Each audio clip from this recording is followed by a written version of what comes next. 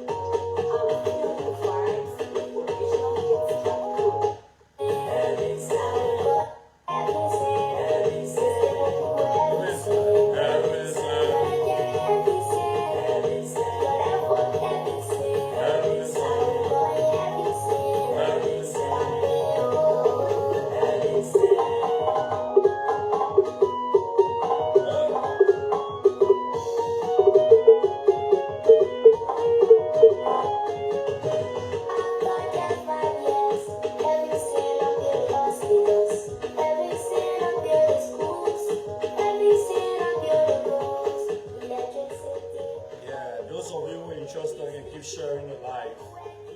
And very soon, very soon, we are revolutionary seditions and we never give up in life.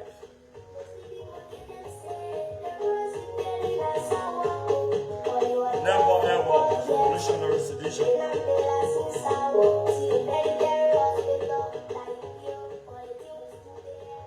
What's up?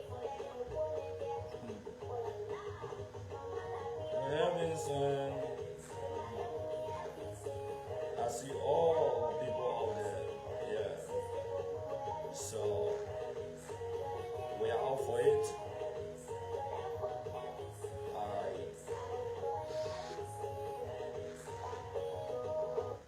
Yeah. So for now we pause the music, and I want to say good evening to all people in Liberia.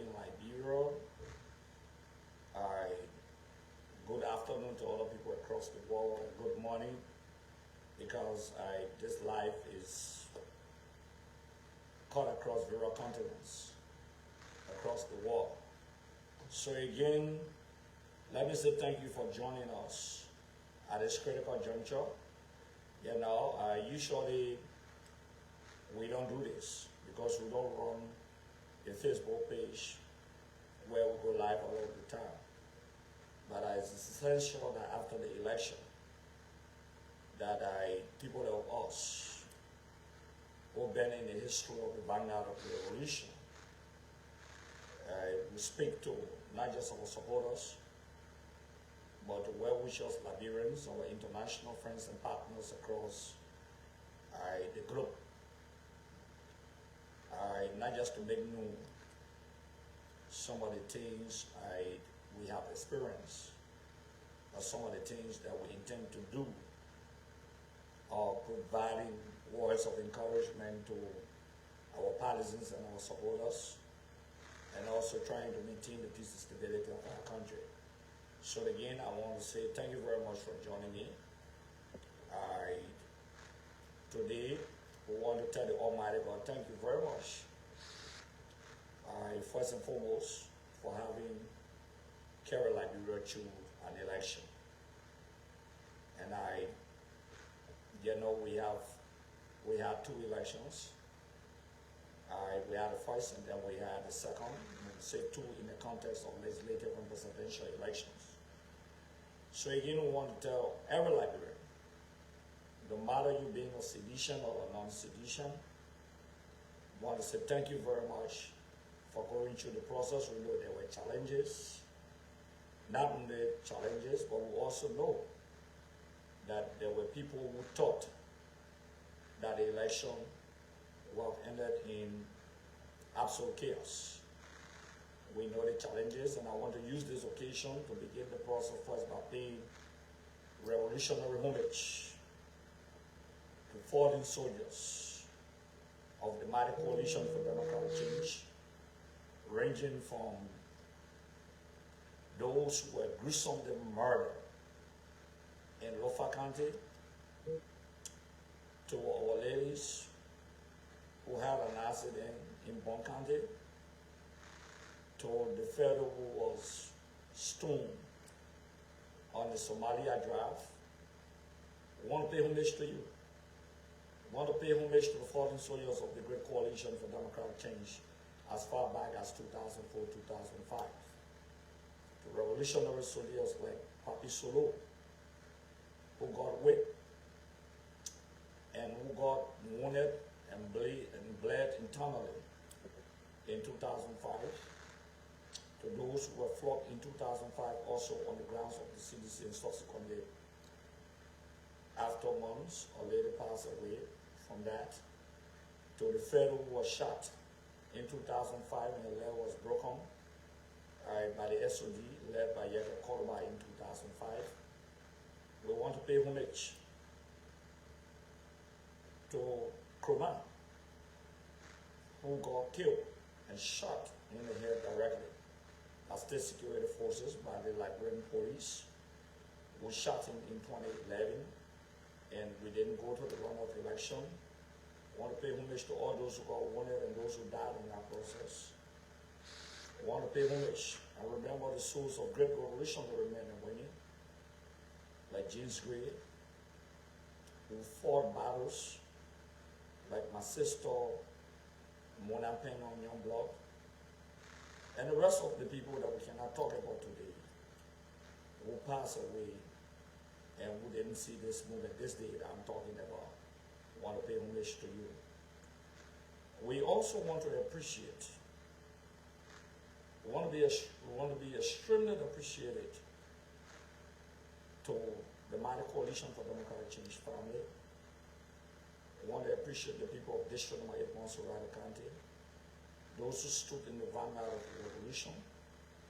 We want to appreciate our first-time voters. We want to appreciate the auxiliaries of the Mighty Coalition for Democratic Change. We want to appreciate political institutions, collaborating partners, stakeholders, and others who joined us during the first round of election and even the runoff of the just ended presidential election.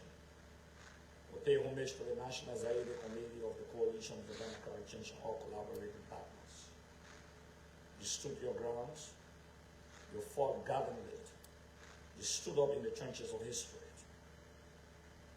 And today, you made a decision, an ultimate decision, not just to guard the process, but to help save the state. And this is the greatest that any man or any individual will do. And what we've done will go a long way in the history of the country. Let me use this occasion to retrospect a little bit. Let me use this occasion. Let me say to you, my fellow Liberians, Liberia has been blessed, and Liberia is blessed with the greatest reconciler and the greatest patriot. I can recall vividly in 2005 when we had all the prima facie that the political cookies of election was stolen from the cookies jar.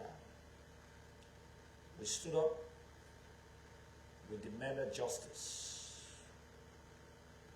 I recall our political leader, the current president of the Republic of Liberia, spoke to a few of us that there was no need to take the country into backwardness. I remember in his bedroom on that fateful day in 2005, we were like 4 persons. Soldiers in the revolution, Mobake Moru,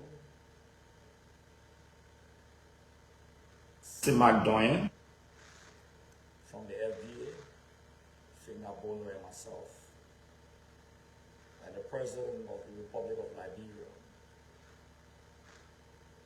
The President of the Republic of Liberia, I hope you listening and get me well. The President of the Republic of Liberia, the President of the Republic of Liberia, we spoke to him in 2005 in his bedroom. 4 of us. I think let me increase the volume a little bit. Just give me a little moment. I guess the volume is okay now.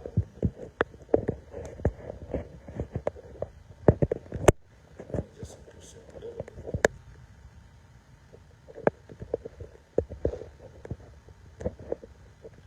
Wow. I think the volume is okay now. Is the volume okay? Just let me know whether the volume is okay. Okay, I see people saying that the volume is low, but I guess that the volume is okay. Now, in 2005, let me repeat, we stood up against the injustices of a stolen election. We fought. At the end of the day, if there's no sign, I need to know, I think there's a sign.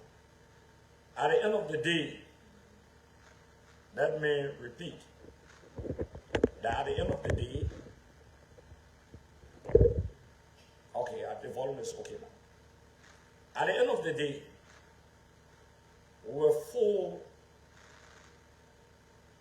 that had the opportunity to have been with the President of the Republic of Liberia in 2005. In his bedroom, the President spoke to us the need to protect the peace and stability of our country. It doesn't matter. It doesn't matter whether they rob us of the election in 2005 or not. What mattered in the mind of our political leader was to have saved the state from chaos. Right in his bedroom on that fateful morning. We agreed in 2005 that we were young, we still had opportunities, there was no need to plunge the nation into chaos. President Weir had made a statement in 2005. By 2005, at the end of the day, we considered defeat.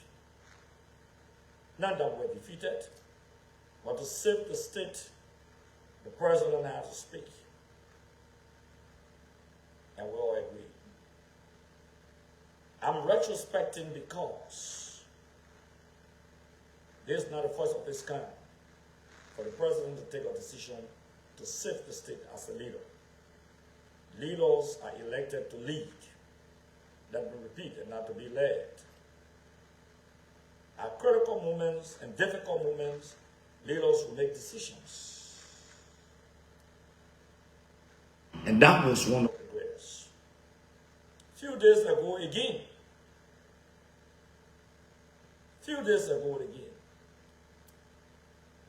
many of us were meeting. We had a conversation on that fateful day before the president made his concession speech. We spoke to each other. We had a conversation and we agreed that we're listening to our leader and we're going to hear from the leader. Coincidentally, the same place we met our leader in 2005, that's the same place we met him. And we all explained. You know, a leader is a leader. We are a reconciler. He's a peacemaker. He doesn't love anything that will plunge this country into chaos. And he looked into our individual eyes and he made his position clear that what will be, will be. His responsibility is to save the state. Whosoever wins the election will graciously accept the results of the election, will forge ahead. Liberia in our mind and in his mind is our baby. We don't have to go to King Solomon to ask to split the baby. And the wicked will say, yes, let's split the baby. We didn't have to do that. Very emphatic. We chose to protect the baby. We chose to give the baby. The president was very emphatic. I remember some of those powerful statements from the president, very clear, that for my sake, not a single Liberian will be killed. It was very clear. For my sake, I would never want to see a Liberian kid being executed. For my sake, I would never want to see this country being plunged into war. We have to move the country forward. It was, for me, it was not a moment of surprise. Because if one person knows the president very well and can predict him, it will be me. Because we have a family relationship. We've worked together for a very long time, and I know who the president is. And that was it. That was the message. We braced ourselves. We waited for the results to have been announced. The president reached out to collaborating parties and other people. At the end of the day, the president made the most powerful speech and powerful statement in the history of the country. It's not ordinary for less than 2% of a vote in terms of margin. For a leader, they'll be emphatic, especially looking at the situation from our perspective on the dark continent, to ordinarily as a sitting president,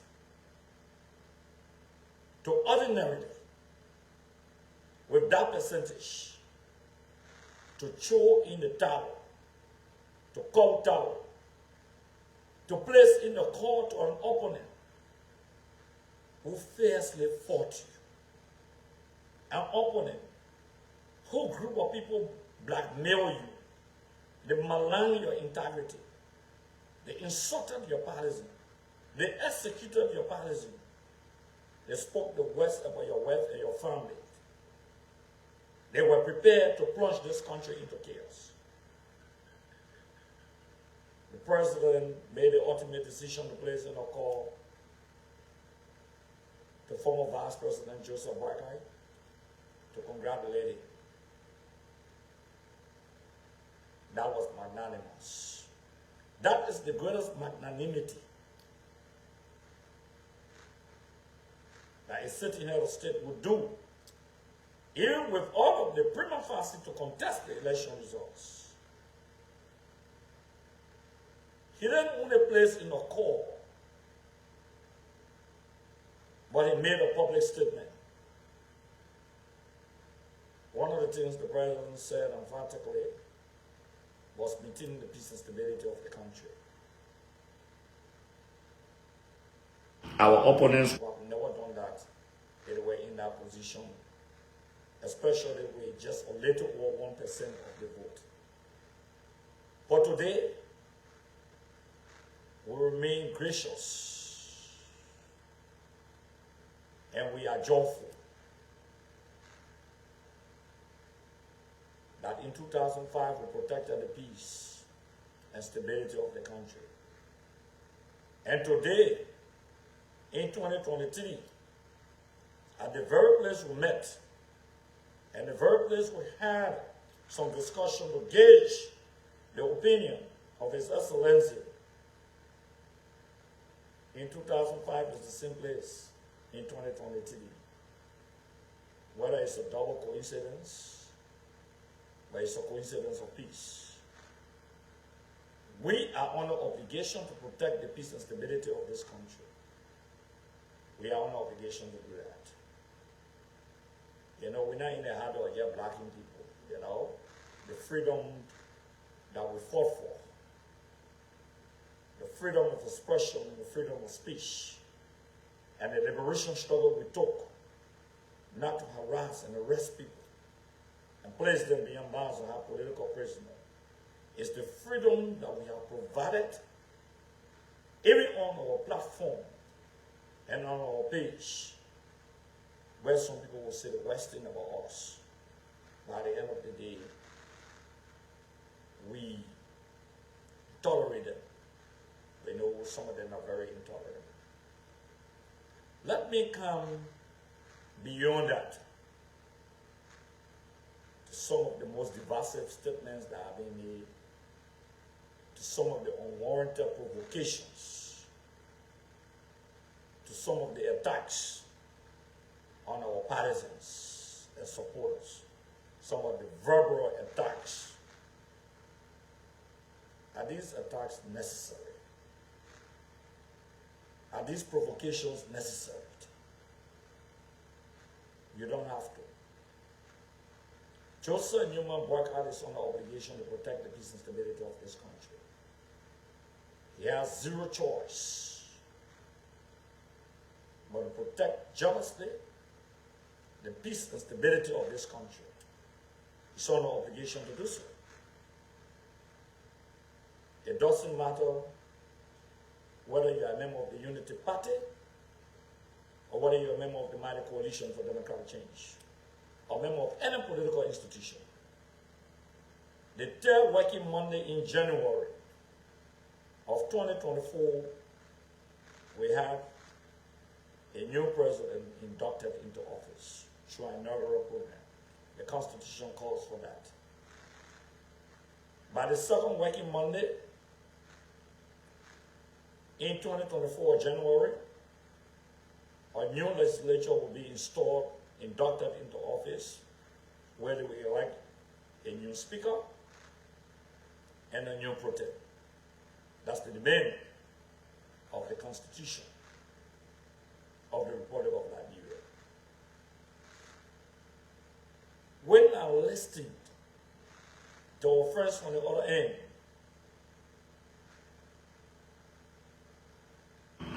making barrage of allegations against our support base and creating the same deception and lies that they had against our administration, my responsibility or the responsibility of the Mighty Coalition for Democratic Change is to immediately nip it in the bud. We cannot hold on and we cannot hold back. We cannot wait. As a governing party, our people were executed before our eyes. We refused to retaliate because we took an oath to uphold, protect, and defend the laws and constitution of the Republic of Liberia. But the reason why I smile, we will remain in Liberia. We will not leave Liberia. We will regroup. We justly protect the mighty coalition for democratic change and our partisans. We have had a history of 12 years in opposition. We have a history of 6 years as a government.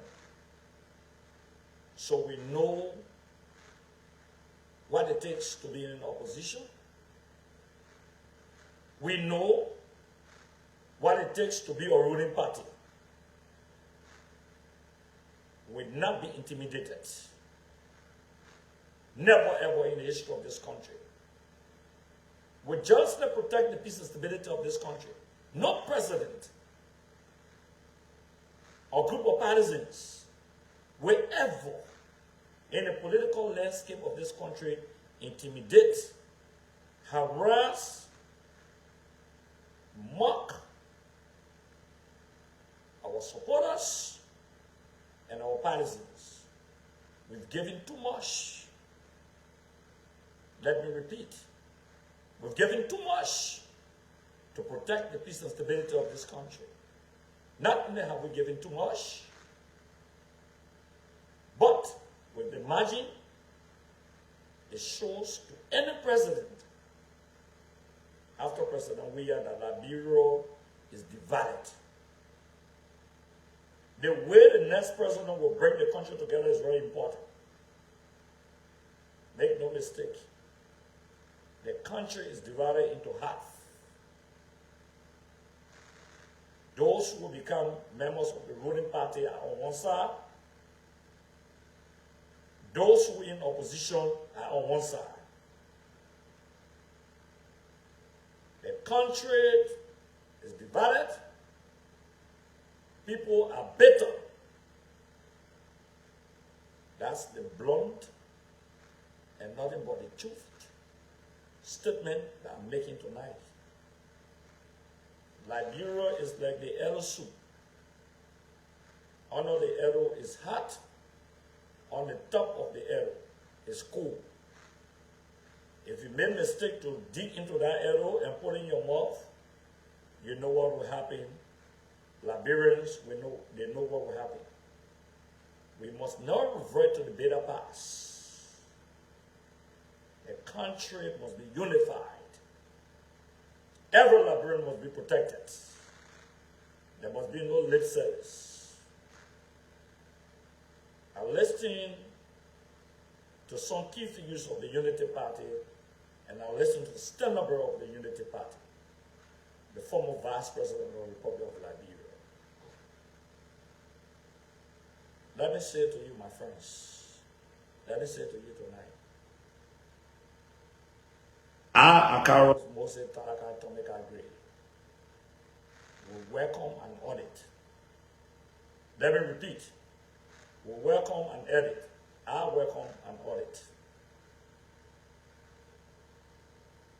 There can be no selective justice. An audit is essential because some of you don't know. And to begin the audit is to begin the audit of the House of Representatives first and the Liberian Senate. Let me repeat.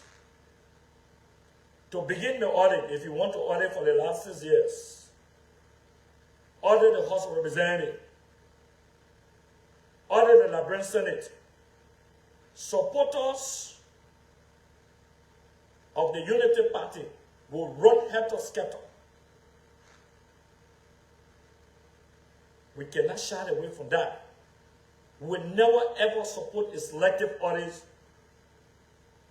from the Joseph Bagai administration.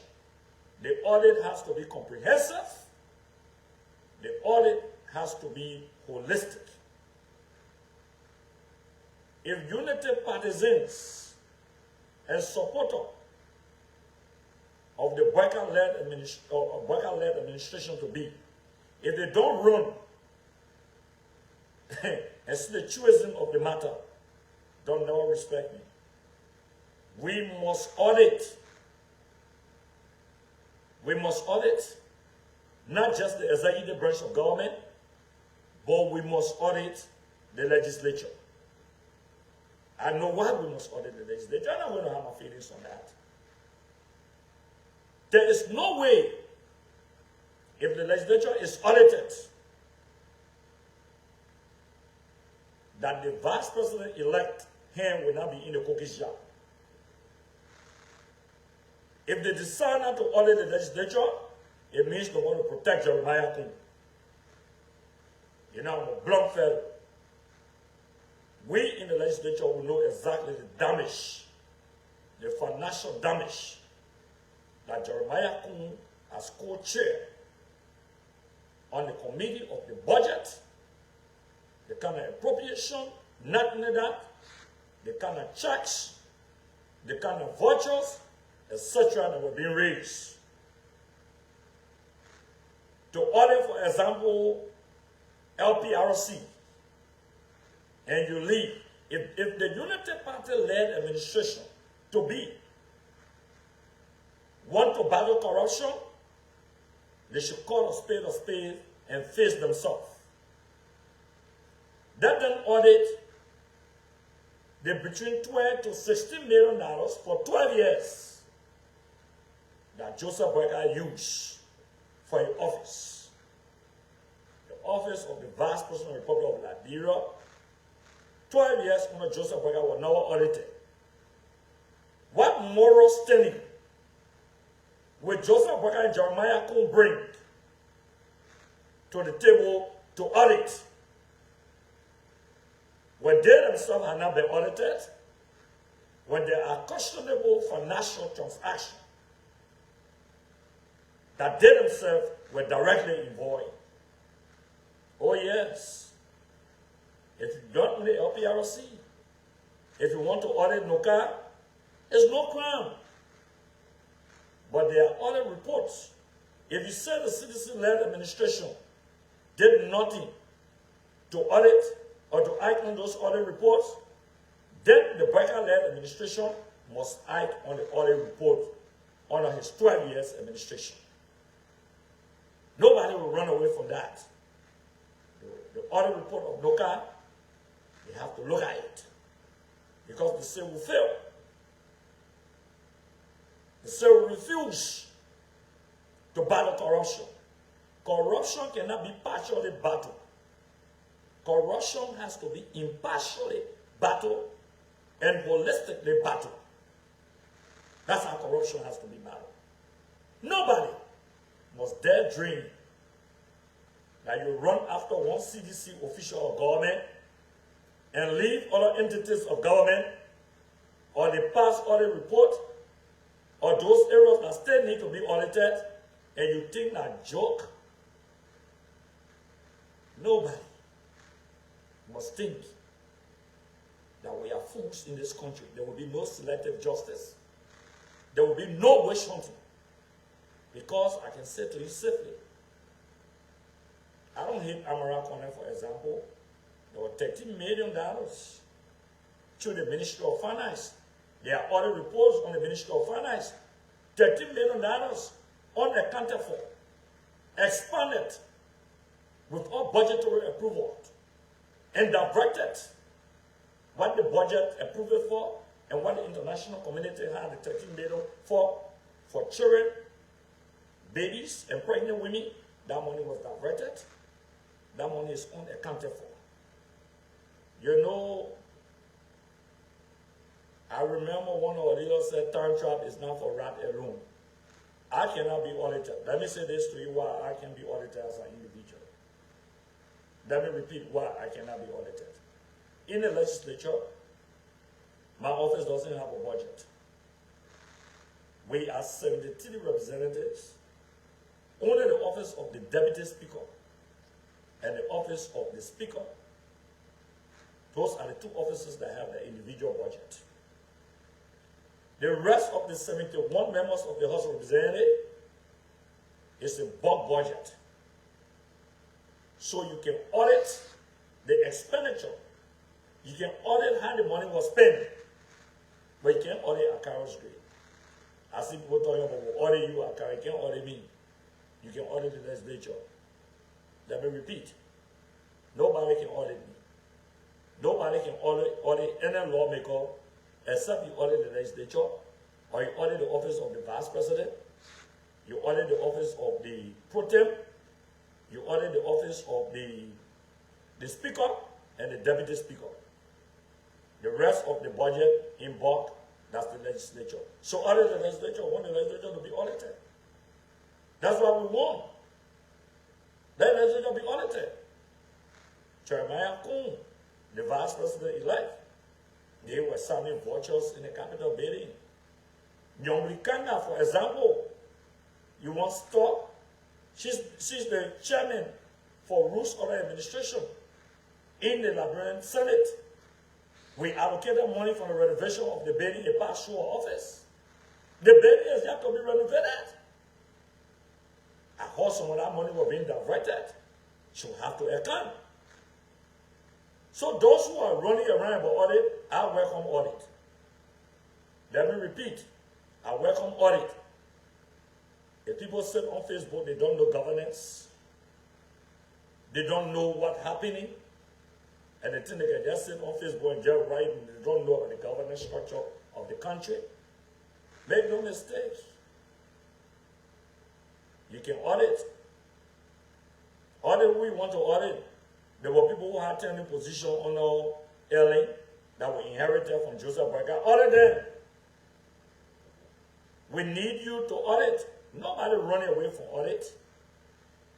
Another thing we want to say, make no mistake. People are protesting here. All 4 6 months people are protesting. All around here.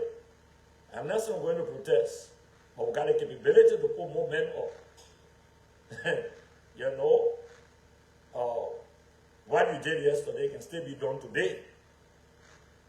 So, those people that are talking about auditing and targeting the executive branch of government, no. Target the legislature also. Let the legislature be audited. That's the public record of the legislature. Let defend everything. And that's it. Audit the legislature. That's my debate about the audit. The audit cannot be selective. The audit has to be comprehensive. And all other audit reports, be it against Ellis Talo, be it against Amarakone, be it against former Defense Minister Samukai, be it against other people, you know, that's how we fight corruption. You don't battle corruption selectively. Okay? I see someone say, Akawa's great. Me, you see, everything I got it legitimately in my life. And I will not be distracted. Everything I got is allocated for in the budget. That one Honor Ellie, Joseph Walker will tell you, Honor Ellie, all the lobby money I never received $1. Even Block 13 lobby money, Joseph Walker received it. Amara Konekin, he wrote that every one of them were giving some money, including some member of the legislature. Me, I'm not involved into it. Block 13 money, the lobby money, Joseph Walker received some. The public record, the executive admitted that they gave money. Okay, so all of them here in the cookies jar, they are not clean. I don't go after, they know me. I told Ellen, I want to be on record. Me, I don't need a job from Joseph Walker. I want to remain in opposition. I can serve my country in different capacity. Ellen, 12 years, 6 years, the first 6 years they offered me a job, I rejected it. I'm not interested in that. Okay. Now, you know, the Liberian people are eager for results. When I say results, economic results, political results, social, let me say social, economic, political results. They are eager for their betterment. You know, I see my UP men and all of those of my officials on my post, but it's all right to come on my post. You know, it's very important. I know some people watching on other people's phones. It's very important. You can see it. Okay? It's very important. You know, when I listen to the vice president, former vice president, Joseph Walker, the president-elect, Joseph Newman Walker, When they asked him about the first 90 days, I smiled. You know when I smile? He needs to be guided. Because emotions are high. Even the people who voted for the Unity Party, they believe that manna will just fall down from heaven. They believe that our life will be automatically changed tomorrow morning.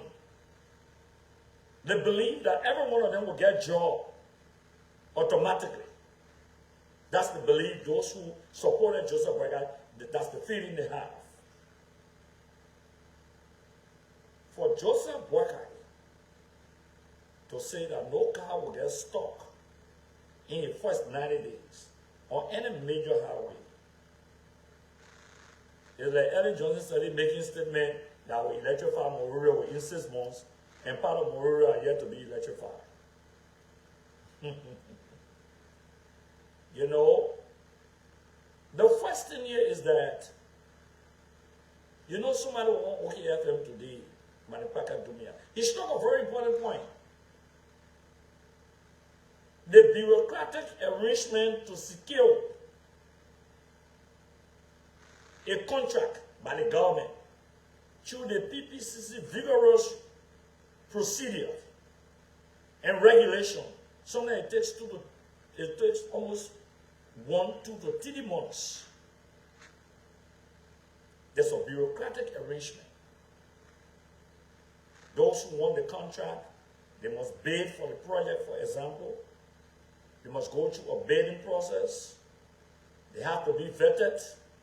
It has to be published in the newspaper, those who bid it, those who won the bidding subsequently. There are a lot of procurement processes that go through.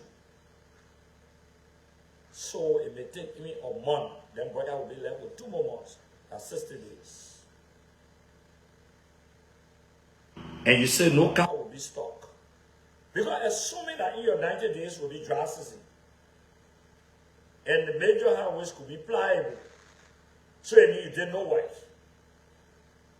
After 90 days, in the rainy season, when the cars are stuck, will brother come back to us and say that no, I sell with him in my 90 days because I just it, then I'm being pledged to the country. Because the first thing here is that to even do a rule, there are procedures. Even if you want the contract, there will be feasibility studies. All the major highways that are now paved, there must be feasibility studies, not only feasibility studies. Some people will be along the road.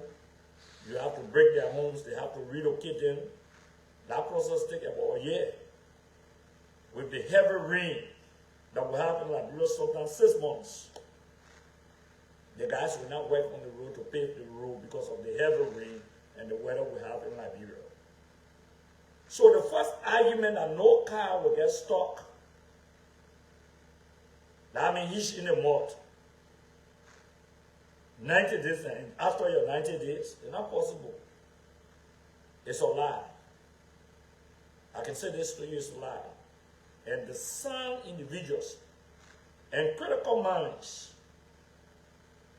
in the Unity Party, they know exactly that the president-elect, he spoke too early. He was not guided in that interview. And I saw Truth FM, Spoon TV, you know, that's the new presidential media entity to be the president-elect. So they were the one who granted the interview to him even before he came to brief the public and talk to the press. After he sat, they were the first to talk to him. That was plain as soon as he walked up. The second thing he said, you know, and that's the most important thing. Joseph Boyka said, people have been complaining. People are hungry. People are grumbling. There are challenges. Joseph Boyka said they will have to establish a committee. They will have to study and revisit So what will you do in 90 days? In case the committee report within 90 days. In case the committee doesn't report until 60 days.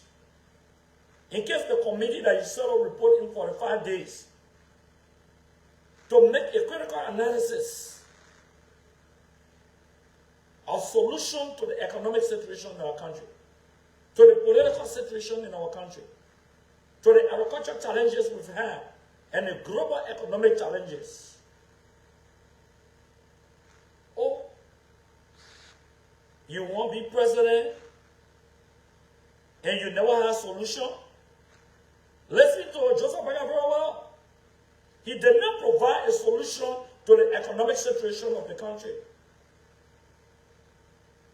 He said we'll set up a committee, we'll study it, we'll revisit the hardship of the country. So all the Unity Party were telling us that they have the answer, that President Weah has failed the country. The CDC economists have failed the country. They didn't have a plan. So all the things they told us that we do, we heard it from the horse's mouth. That Joseph Berger said they don't have a plan. They will have to sit down and think about it and find a solution. That's why he said, some of you who are very educated, some who are not educated but very reasonable and logical, you know exactly what I'm saying. That nobody comes to state power and thinking about what you will do and saying, I will talk to my people for them to study it. That's failure number one. But it is quote-unquote rescue team. That statement is a flop. That statement undermines the commitment or the commitments made by Unity Party through its standard bearer, Joseph Boyka, that he will study the economic situation. What? Time to go take tests. You not study, you say that when I'm taking the test, I will study. Because all the things we're doing here, all the campaign we're running, all the presidential candidates knew exactly what they're going to do with the state. Everyone, they have platform. But Joseph Boyka is saying, sorry for my language, put that platform aside. I'm going to put people together again to sit down and study the economic situation of the country. To study the issue of job creation. Now the educated people, they say we should surround our experience. Look, let me say this to you. I'm one of those who believe in the democracy of this country. Even when I didn't win my district with a narrow margin, similar margin, before NEC, I congratulated the winner. I wrote on my Facebook page, and I congratulated the winner in my district. Again, I supported, and I do support, the statement of the president congratulating Ambassador Joseph Boyka. I do support that, and that's the process of democracy. But Joseph Boyka has spoken of my people. Spoon with damaging because Joseph Boyka should be scripted. Before he says anything, he should come up. He should go in once, and discuss it. They've made a commitment, will hold their feet to the commitment of 90 days that no car will get stuck in Liberia, any major highway. In 90 days, you will have to address the economic situation, but you got to study it. Holding their feet to that commitment. Because the first thing here is that when you read, he said 100 days, he said 90 days. The John they answered, he said 90 days. We're not at 10 days on it. We're not giving gift yet. The code of conduct says you can't just receive gift like that. So we're not here to give Joseph Boyka a gift. You know the incident that occurred yesterday night is another talking point. The incident that occurred yesterday night, you know, early in the morning, I started receiving calls And then somebody said, do you listen to Spoon TV? I said, I don't listen to Spoon TV. Yeah. I was very clear about not going there. They said, but they're accusing seditionists of killing Unity Party. Even Unity Party in the press release said that those are terrorists. The action was terroristic, according to Unity Party press release today. And they pointed finger to CDC. And then I told the person, I don't listen to Spoon. I want to increase that viewing order, but then they already concluded. So I heard some of the panelists, when the person cut the clips and sent it to me, I heard some of the panelists saying that CDC killed the people. In fact, the lady was direct, one of the ladies on the show, very direct, that CDC killed the people. All the people were talking that CDC has hitmen, that they've divided Monrovia, that those hitmen control certain areas of Monrovia. Who gave the election? What are you fighting for? What are you lying for? What are you fighting for? Fortunately for us, the quote-unquote fellow involved was arrested by the very Unity Party people. They said that security people arrested the man. They spoke to the man's parents. They spoke to the man. But what they did not tell you, that man, he was printing, but he was doing a piece of work for one of Unity Party lawmaker elect. And he went to go do a printing thing, and they said he can't give up. It was because that Unity Party lawmaker elect called them and told them that guy is my boy. He didn't mean to do it. It's not a sedition. Now why Amara rushed to post? To calm these people down because he knew that was a lie. Because when they arrested the boy shouted and said that, I'm one of you. I'm from UP. I was certain lawmaker, a lot of people were around when the incident took place. And A.B. Croman, former 102, former police director Gregory Coleman, who Amara claimed are Unity Party police officers. I will come to that. They are Unity Party security. Former police director are Unity Party security. Former deputy police director, Unity Party security. That the people, they recruited them to the police. When the CDC now recruited those people to the police, in fact, 98% of the police officers who met came from Bryan to Unity Party. We never recruited now. Even those that were appointed were people who met in the police. The director, the deputy directors, we didn't bring them for us. We met them in the police. They were trained by Bryan administration. They were trained by Ellen Jones administration. So it's confirmed that the police is polluted, especially when former police director and deputy directors are called Unity Party securities. It's not me saying it. Gregory Coleman is a very nice guy to me, former police director. I get a lot of respect for him, but I think it's an insult to a professional career for a Unity Party men to say that they are security for Unity Party.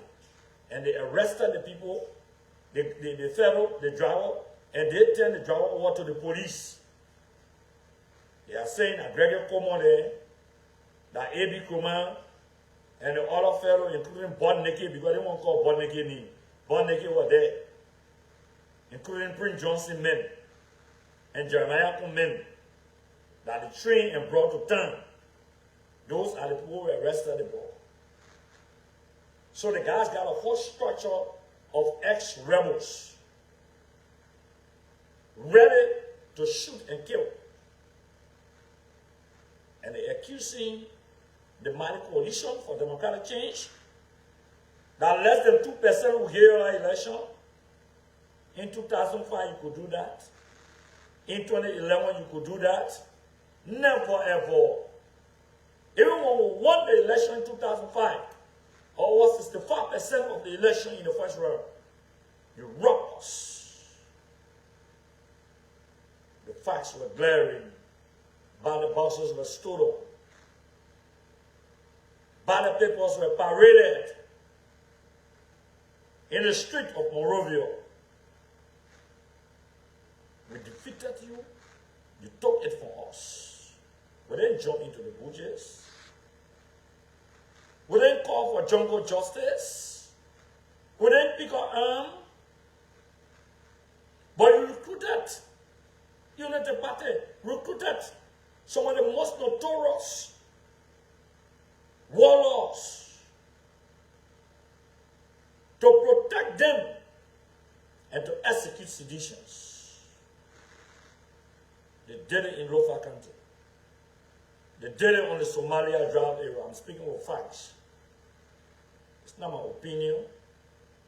When they came to my district, they wanted 3 of our supporters. I'm treating them today. But the police did not arrest Bonnicky. The police did not, up to now, the guys have been treated by me. The one that one of the boys opened the back of his head. The bust the other boy leg across here to his nose. The one that the other boy beat him. We have to take him for X-ray and other things. Bonnicky and his men, broad day on election day. The police could not move in. They said when they see him, they will call him. Up to now, Bonnicky is not investigated. There's no interrogation up to today's date. But they're running all around. The Gloria Mususka situation. When the United Partisans accused Jefferson Koji publicly with all evidence, the police called him in. But I wonder why the police has now called in Bonnicky. Who warned the people publicly physically? These are the guys who are going to take over the state under our Joseph Berger administration. Everyone knows that Bonnicky will be in the security apparatus. Everyone knows that Prince Johnson will put his men into the security, whether the NSA, the CRD, the police. Everyone knows that. Those are ex-rebels. Everyone knows that my friend and brother A.B. Kroman, former 102, who provided one of the maximum security protection to the Unity Party, will be announced and given a job. Everyone knows Gregory Como. So the Unity Party that recruited the police, 98% will be bringing bike or hitmen. Or hitmen. 12 years under Joseph Berger were harassed. Went to jail. We could not express ourselves. You disagree with the administration publicly, you express yourself, you go to jail. Comrade Jefferson Koji, the train cadre of the revolution, went to jail more than 2 times, more than 9 times. Akaros Gray twice. Our people were shot and killed. In 12 years, they ran Presidential Kennedy, Fremont, the barricaded his home, ran him out of the country. The Costa that they had, the place in beyond bars on South Beach. The very Daros Delon, when he made a statement, they invited him on the Unity Party administration to the police station. Siri Allen was invited to the police station. The late John Weffi, the home was searched, subsequently taken to the police station. Yes. Even the former deputy speaker was ordered arrested, took up mobile under the administration. There were arbitrary arrests. There were intimidation. Even Prince Toba, a lawmaker for Nimma County, was arrested and picked up for Nimma and brought to Bon County, arrested by the police, the sitting lawmaker. Not only that, former Pro Tem Lahan Lasana, they is so arrested in perpetual peace from Bombing County. Lahan Lasana will pick up in Bombing County and placed in the pickup bag and brought to Monrovia under that 12 years. Those are the same police people who did that. Those are the same guys. Members of the international community should be very concerned about the way the security apparatus will be run under the administration. They've demonstrated under Joseph Boakai administration their capabilities to wish on people. Demonstrated those capabilities.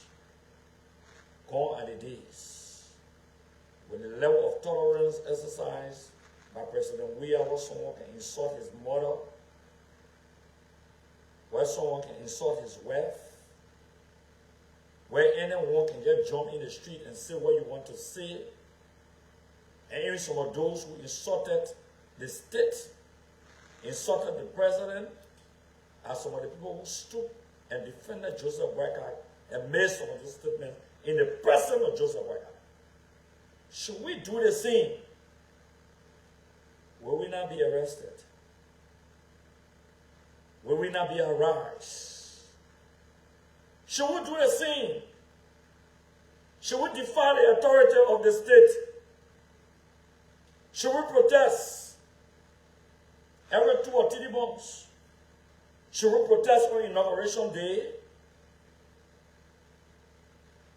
Should we assemble peacefully and amalgamate over 100,000 Liberians at the inaugural grounds and demand that Prince Johnson be taken to War Crimes Court?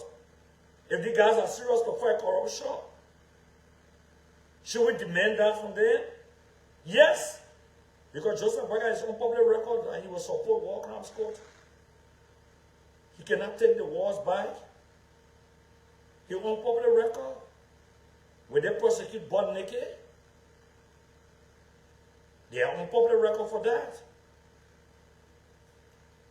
Are these the same men going to take our country's security apparatus? And somebody look at Carol's grave and say, representing the grave, don't take precaution. And you ask me Carol's, you ask me, why do I have the number of securities I have? And you ask me that question so that somebody can lynch me and execute me? Is that what you say? A notorious killer, the Prince Johnson, the butt naked, and other people who run the security apparatus of the Unity Party. The president said one important thing, President Weah said something. Don't wish on my people. He didn't say don't audit. He said don't wish on my people. I kept the peace of this country for 6 years. I expect you, President-elect Boakai, to similarly keep the peace of this country.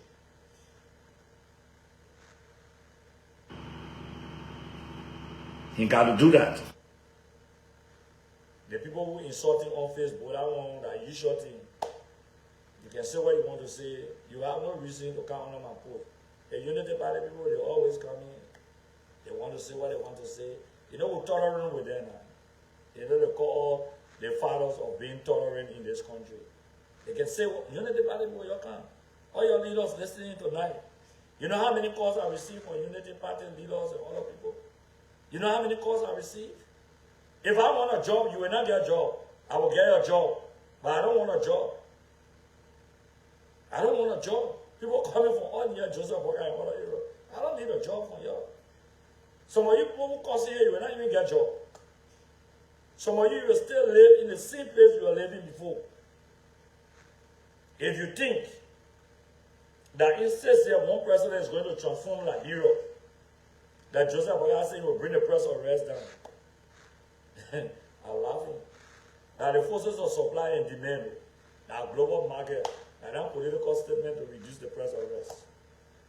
It's not political statement that can reduce the price of petroleum product. Some of you people, because let me tell you, if you don't know, let me go so little bit to the budget. Some of the people that are insulting and making noise, passing around in the communities, they say the Unity Party people, they will get job, they will live a better life. Let me say something to you.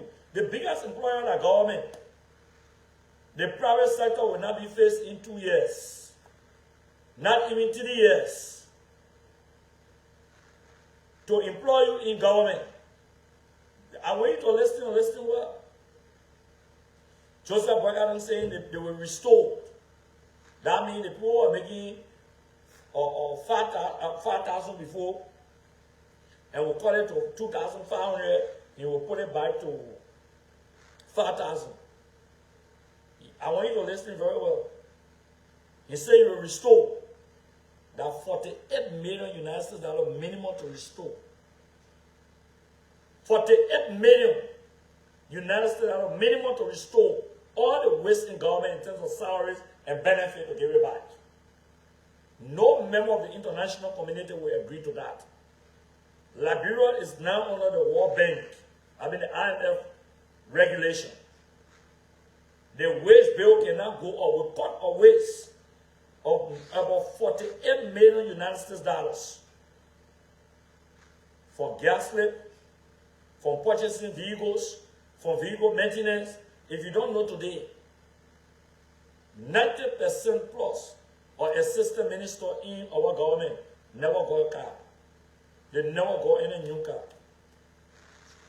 About 70% of deputy minister in the CDC government never got a car. Many of these people are riding their own cars. The offices were not even furnished. Many of them, they took their own materials to the offices. The GSA has record. Every government thing that's given to offices, the GSA has record on it. Under Joseph Boyka administration, all assistant ministers were bought cars, brand new cars. All deputy ministers were bought brand new cars. But they cannot maintain it no more. No government will come to power and they say, because the first thing to buy those cars are millions of dollars. Where are they going to take the money from? Where will they identify the source of funding? The economists will tell you, those who listen in the logical people will tell you that the assistant minister, 90% under George Weah, never had government vehicle. And people running around your line. You think government vehicle waiting for you when you're assistant minister? Or deputy minister, some of your team vehicle waiting? Ask some of your friends, call. Call some of the ministries and agencies. Tell them, say, oh, government buy you vehicle, there are deputy ministers there. Many of them, 60 to 70% of them never had a car. The government could not buy cars for them. These are some of the waste we caught in government. When you're not inside, you don't know. I know you're fighting for position. Some of you want to kill each other for position in the Unity Party. You even want to take care of your own people. You ask me whether I want job, where I want to go. You want to give me job. You want to do this. I can still serve the country. I'm qualified. I'm competent. I bring knowledge to the table. No. Okay? So, Joseph Boyka, in his campaign statement saying, where they left 200 people, and there are 300 people, you will take 100 people up. Where the Unity Party left 200 people, if there are 300 people in the CDC government, they will take 100 people up. They're not wishing something. How possible is that? You want to cause insurrection in the country. It's a serious economic insurrection. The NGOs are not in Liberia again. All left. All the NGOs almost left the country. They have a lot of people employed in it. They have securities. they had cooks, they had nurses, they had drivers, they had different people. When Omeo left, most of the people went on the jobs. That's what we inherited, and that's why you inherit. That's why you inherit. The nurses we inherited. We took doctors pay from 700 to 2,000 and some more.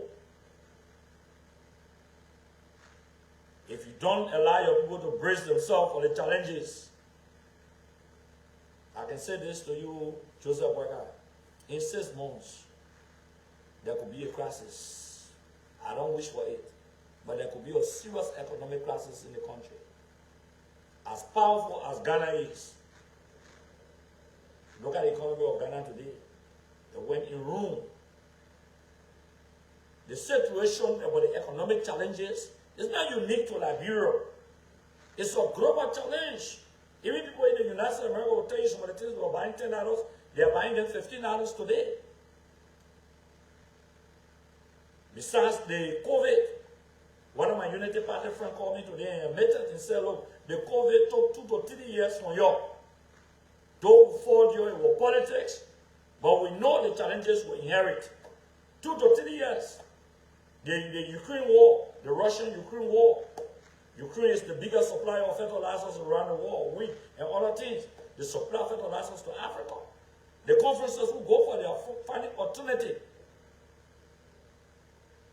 to the fertilizers. They are big global food challenge around the world. And somebody think that man, your cousin, because you will still come to us. I want to repeat. Some of you people making beam up and causing, you will come back to us. Okay? Because we are people with good heart. I have more than almost 1,000 children going to school. Okay? That's some of the challenges you inherit. Nobody should fool you. To even say free primary education for elementary to 6th grade. That over $20 billion we're discussing, so people taking it for a joke. It's a big economic challenge. But the commitment you made to the people, my friends from Unity Party, will hold your feet to the fire. You know what it means to be in opposition for some of us. We are fearless. We are bold fighters. We were in opposition. We never had anything. We survived in opposition. Now that we're just living fresh from government, and some of us, like me, I worked for 12 years. We're not doing chest beating. I want to say to you that no minister will not earn 12 years. And my 12 years, no minister on early administration, legitimately, I want you to listen, legitimately, not even the Minister of Finance, Amara Konen or Gafuan, legitimately were paid the any lawmaker. Let me repeat, no Minister of Government from Ellington to Georgetown legitimately were paid more than a sitting lawmaker of the Republic of Liberia.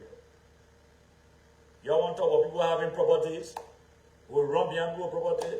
You got to go check your people, their property they get 12 years, the property they have, compare with their salaries, their legitimate benefit after the money in the school.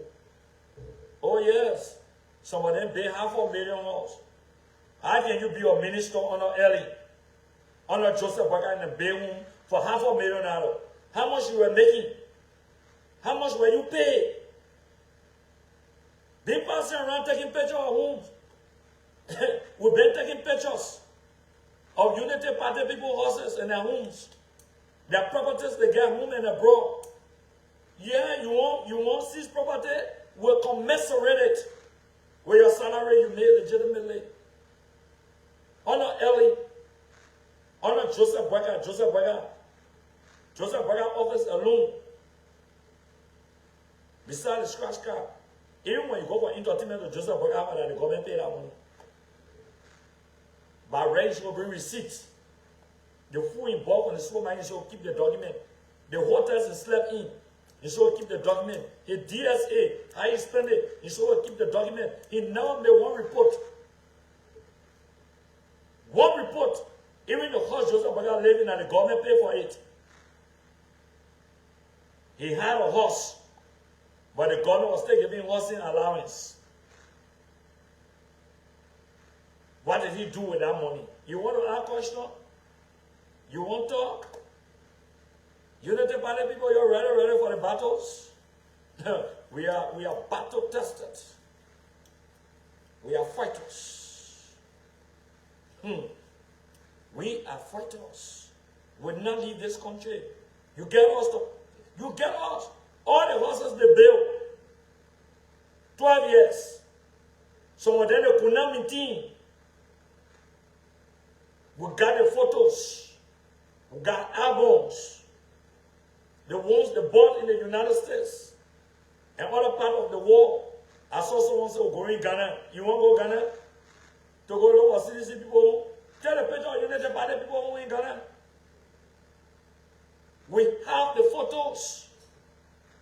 You think you will run after someone and leave your own when similar crimes that you think you're running behind someone for, your own committed a crime? You really believe so? That will set the contracts that you got from government, even Jeremiah contracts, that he got and abused the money. The $1 million he put in the budget for a hospital. And they didn't report, they didn't make financial report on how the money was expanded. We will go after it that says they are discussing so. Without discussing, the thing we're discussing, that says here, you say you want to do says here. That says here, game will on. We're playing the game. You think you're logical more than us? You think somebody Unity Party boy, you think you're sensible more than us? You think you know both more than us? You think saying that to get PhD means that you're smarter than someone? Or because they took government money and sent you to school, they Harvard and other area? You think you have IQ better than us? You think you have capacity better than us? It's unfortunate for people to ever think like that. It's unfortunate. Some of the dullest of our generation are the ones who look at us and call us stupid people. Some of the dullest, people who could not pass in the classroom, they lack common logic. Anything they see on Facebook, they just buy into it and run with it. They want to damage this country. We'll protect the fabric of this country. When I escape, they make no mistake. I just went on Facebook and I put that in Venice, Italy. I'm not in Venice, I'm home. I'm in the Republic of Liberia. That's where my neighbor's children were buried. We'll never escape this country when there was hardship. We cannot escape it under this condition. We have the capabilities. We have the capacity. We even have people's power. Nobody will make that mistake. I see them passing around saying they want speaker opposition. Y'all go fight. Except CDC lawmaker decide. But CDC has the number to reduce the speaker. Once they play that games well, I believe in them, they can do that. I see Unity Party fighting all around. You won't pretend and you won't speak up. You won't negotiate. You wanted a protest position and you wanted a speaker position. And you don't have the numbers. Unity Party people and MD and Prince Johnson Arrow, if you put them together, they're 15. CDC alone, that 25, 28. Besides other collaborating partners, you need 37 votes, even 35. CDC win the speaker position and they can take anything they want to take. Okay? It will be a curse for any one of people to compromise what they have in their hands. I don't believe they can do it. I believe in their capacity. I believe they will work with other people. But I know we got the capabilities. We can have a strong legislature and not a rubber stamp dominated by them. I know they're pushing normally to be pro-tem. They're fighting frantically. But I know in the House, I know even in the Senate, I think CDC have numbers there. I think CDC, they have, I don't know, 10, and collaborator 10 or 11. So they can look for 5 or 6 persons, and they could take the pro-tem position if they fight well. Yeah, I think they can do that. I think they can fight well. I think we have the character. Yeah. Even if they don't want one of their collaborating partners from the CDC, they can fight for that person. We took an oath with the CDC. If you cut my blood run blue in a blue revolution. That's what we fought for. The Mighty Coalition for Democratic Change. We fought for freedom of speech and expression. We went to jail for that.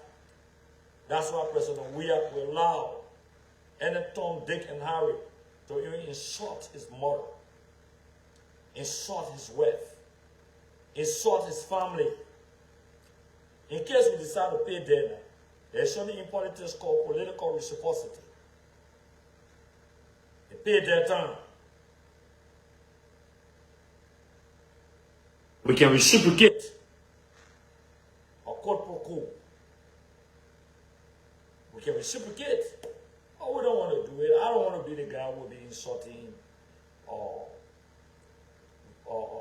President-elect Joseph Boycott. I want to deal with the substance of the issues. That's what we need to do. We need to tell them that we are a different group of people. You don't need to insult President. We don't need to go insult Joseph Boycott. We don't need to insult Jeremiah Kuhn, though he's a petty criminal. Jeremiah Kuhn is a petty criminal. I work with him in the house. I know what I'm talking about. Okay, we don't have to insult him. No. It's a petty criminal. There's no ifs and ands about that. Okay? He has never demonstrated a miniature of leadership in this country. He has no history of standing for even Nimba country or his people. Now Prince Johnson will run the country. I can say to you today, I should not be saying it, but I will say it. Prince Johnson will face the law. The international partners are very clear. With the sanction they placed on Prince Johnson, they wanted to reduce his influence in political decision-making process of this country. The next step is to demand from Boycott to turn Prince Johnson over. I gave you a scenario. When Ellen came to power, and even the NPP, many of them supported Ellen in 2005. Many of them, when they hoped that Ellen would not turn Charles Taylor over. Ellen was demanded to turn Charles Taylor over.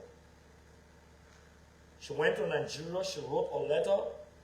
Even when she came to Nigeria, she denied that she didn't request for Taylor, she didn't write a letter. I remember Samuel Johnson had a copy of that letter and said it was a lie. Prince Johnson is in a similar case as I speak to you. That could break their alliance, but Joseph Boycott has no choice. For every certain international support and aid to come, Prince Johnson, two things.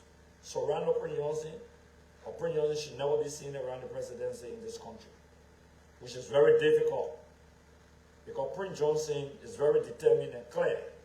In fact, they divided the government. If you don't know this today, you are the Unity Party people. They divided the government. Joseph Boycott made commitment to Prince Johnson and Kuhn that the vice president will get nothing less than 30% of the government once they are going to support him.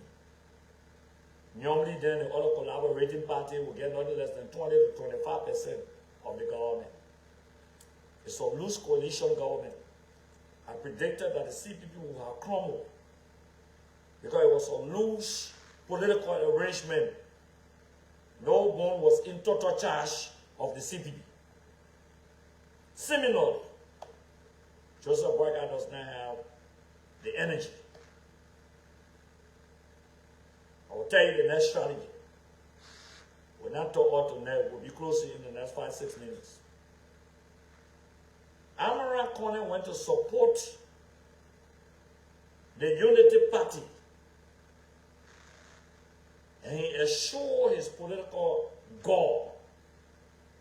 We'll go in depth into that subsequently. The calculation is that Boykai may not make it in 6 years. He could turn power over because he's not well. Everyone knows that the vice president elect is going to take a major operation. He's not well. They all know. Prince Johnson said it, that the man is old. Couldn't talk about that before the campaign. That Boykai is old. So the political calculation is, we'll fight to make Yomli protein to satisfy her. When Boykai does not make it, Jeremiah Kun will ascend as president and make Amara Kone vice president. Unity Party will lose in the chess game. I want you to listen very well. Because Amara is now a member of Unity Party. Amara Kone. He is affiliated with Unity Party. Amara Kone loyalty is to Ellen Johnson Sirleaf. So his mission is to protect Ellen and her children. That's why you saw him fighting the way he fought.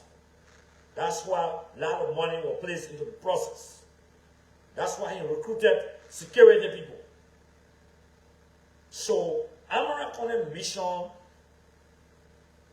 is beyond the ordinary that he's seeing. He wants to be the vice president with the hope that Jeremiah Kun will send Joseph Boykai will not make it.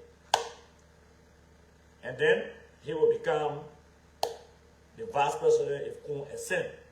Because they are convinced from all medical reports that Joseph Boykai may not end the 6 years because of health. I'm not saying Joseph Boykai will die. Listen to me. I'm not saying Joseph Boykai will die.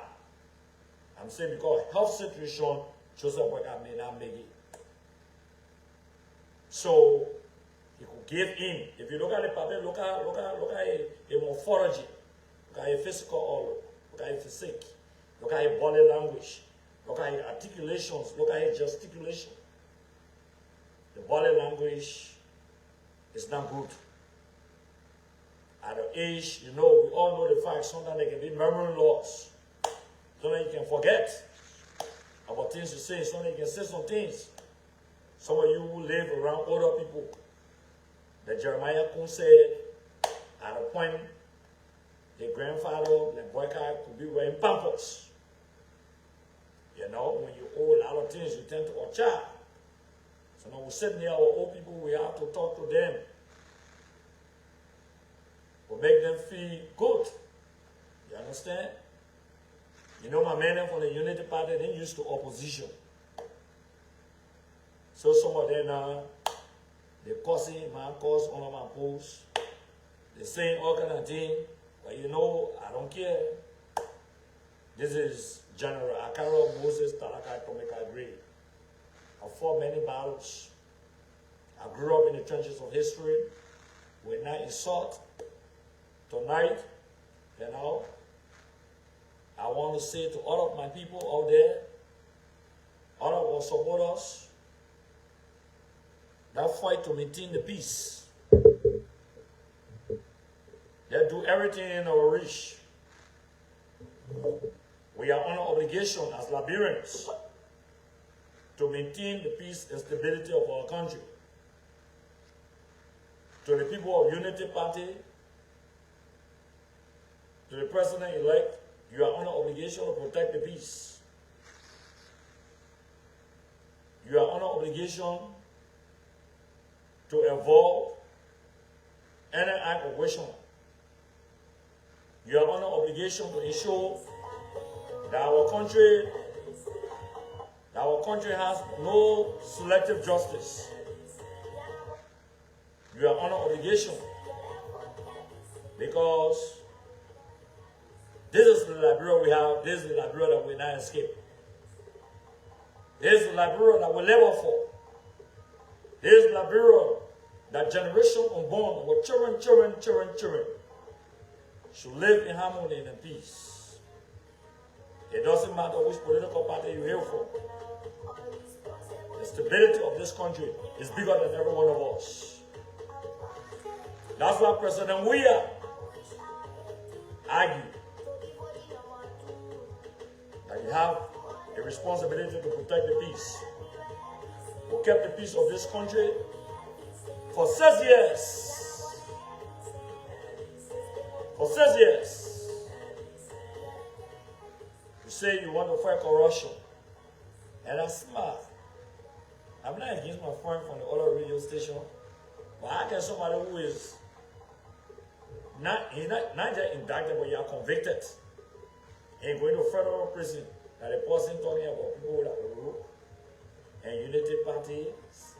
My people, you're joking. Unity Party is a one for corruption. And you sit under a convicted criminal. And you take money. You sit under a convicted criminal. And you use that platform. And you telling all that you want to fight corruption is an inherent contradiction. Boykai. Ambassador Joseph Boykai is an inherent contradiction to you and Jeremiah Kuhn. That your biggest media outlet. You think we're joking? Will hold your feet to the fire. You will never have it easy. Never made a mistake. When I shoot guns, when I insult, I will not insult. We've been in government for 12 years. We know everything in government. Let's see. Let's see. You passing around in the community talking, oh, you know, we voted for Joseph Boyka because Joseph Boyka, he will put food on our table. He will build all the markets. He will build all the schools. The zero homes we live in. They will transform it. That the water that can come from underground along the Due River Belt. They will change everything in one day. They will break down all the homes and they will rebuild them. They will break down Bushakwara and they will rebuild Bushakwara. Rock Spring Valley, Slipway, West Point. Really? Really? And he's sitting there and telling the people that no car will get stuck in 90 days. That you will bring down the price of rice automatically. That not only that, you know how much it took for the subsidized rice? We were spending $11 million. $11 million US. Between $9 to $11 million to maintain the price of rice to make it stable. That money can be used to build roads. That money can be used to build roads. And you come here, you say, how they call it? When your own people were taking the rice across the border to Sierra Leone, that inflated the price of rice on the market, they were taking some to Guinea. Hello, my people, we can't talk all tonight, my people. I don't play my music, man. My fellow Sicilians, my fellow Liberians, thank you for keeping the peace. You like it? You like it? Yeah, man.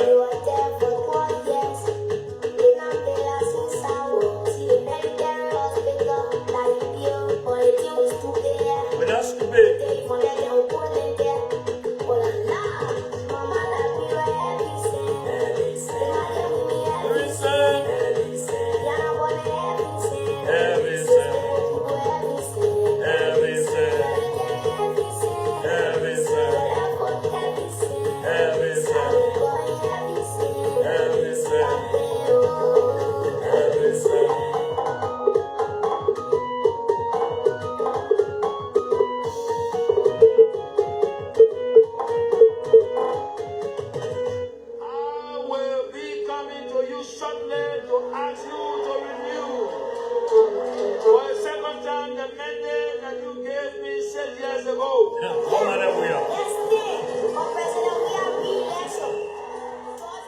Yeah, it's heaven sent to save the state. Warriors are commending you. Prezo, I salute you. You are a man of honor. You are Liberia's greatest patriot. You are the greatest of reconcilers. Save and protect our country. Somebody will ask, I will not be live every day. It's not my intention to be going live all the time. No. When the need be, I will do it. Yeah, I don't want it to be redundant. Once the need be, I will come. At least today, I can guarantee you that you learn a lot. Even my friends in Unity Party who don't love me, some of them who verse, they sit in a little closer, but they know exactly I'm saying the facts. That protect the country. George Weah remains heaven sent, and nothing can change it. Save the country. Good night. Good night, my people. Yeah, good night. The coalition remains supreme. The mighty coalition for democratic change. The mighty Congress of Democratic Change. The party is supreme. We're jealous to protect our party. I understand the emotions and sentiments of our partisans, but I ask for calm. I ask for you to be moderate. Don't yield to that provocation. 6 months from now, some of the people provoking you, you will see them. Their life will not be better than your life. Unity partisans, don't worry about representing the greed. If I'm going nowhere, I will be here. I will protect to my intellectual death my right to be a citizen of the Republic of Nigeria.